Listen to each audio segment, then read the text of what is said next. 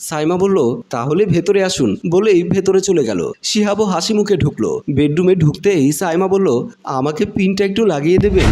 শিহাব হেসে সম্মতি দিলে সাইমা পেছনে ঘুরে গেল। শিহাব তার শাড়ির আঁচলটা ধরে পিনটা লাগাতে যাবে, অমনি তার হাত থেকে আঁচলটা পড়ে গেল। শিহাব অবাক দৃষ্টিতে তাকিয়ে আছে সাইমার দিকে। সাইমা বলল, কি শুধু তাকিয়ে থাকো তুমি, কাছে আসতে জানো না? শিহাব খুশি হয়ে তার দিকে এগিয়ে যাচ্ছে। সে এক পা এগোলে সাইমা এক পা পিছিয়ে যাচ্ছে। এবারে কয়েক পা যাবার পর পেছন থেকে হঠাৎ তার মাথায় একটা বাড়ি পড়ল। শিহাব আহ করে চিৎকার করে বিছানায় পড়ে গেল। লাঠি হাতে দাঁড়িয়ে থাকা শিরিন বলল, চল চল আমরা আমাদের কাজ সেরে নেই। এই বলে তারা দুজন মিলে ঘরের ড্রেসিং টেবিলে ড্রয়ারে থাকা টাকা ও গয়নাগুলো তাদের ব্যাগে ঢুকাতে লাগলো। তারা সবকিছু নিয়ে বেরিয়ে যাবে।